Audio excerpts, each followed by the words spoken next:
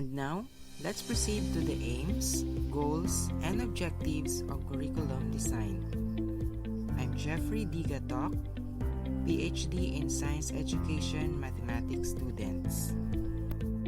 In curriculum design, aims, goals, and objectives are critical components that guide both teaching and learning process.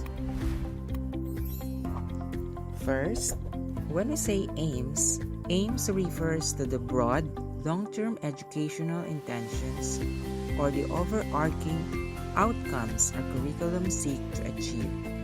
They provide a general direction for the educational system or program.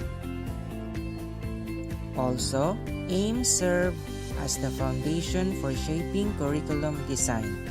They set the vision and values that guide educational practices and inform decisions about content, pedagogy, and assessment. Example, to develop responsible citizens capable of contributing to society. Next is goals. When we say goals are more specific than aims, providing intermediate steps that contribute to achieving the overall aims. They describe what students should learn and experience over a certain period, like a school year or a program. In addition, goals help in structuring the content and determining how teaching will be organized across various subjects or grade levels. Teachers use these goals to plan lessons and activities that will move students toward these expected achievements. Example, to equip students with problem-solving skills in mathematics. And lastly, we have objectives.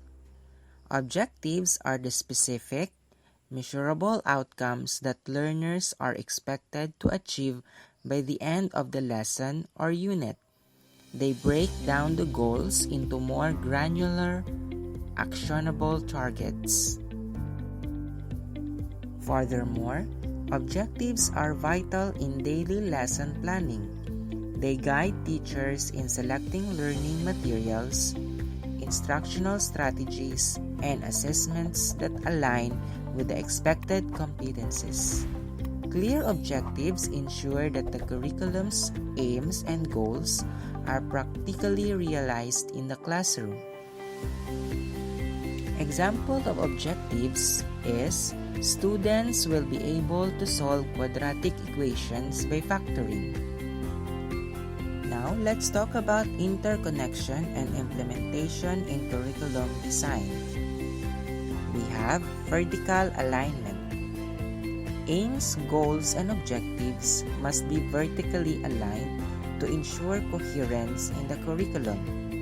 The objectives should directly support achieving the goals, which in turn contribute to fulfilling the broader aims. Next, we have instructional strategies. The teaching method and activities must align with these elements. For example, if an objective focuses on problem solving, instructional strategies may involve inquiry-based learning, group discussions, or real-life problem scenarios. Third, we have assessment. Evaluations should be tied with objectives to check if students are meeting specific competences. Formative assessments can gauge progress, while summative assessments measure overall goal attainment. And lastly, we have flexibility and implementation. While the aims and goals provide the general direction, teachers need flexibility in how they implement the curriculum in real classroom settings, tailoring it to meet the needs of their students while maintaining alignment with objectives. As a conclusion, aims, goals, and objectives are essential for guiding the direction, content, and methodology of curriculum implementation. By understanding and analyzing these components, educators can ensure that their instructional practices lead to meaningful, measurable learning outcomes that align with broader educational goals.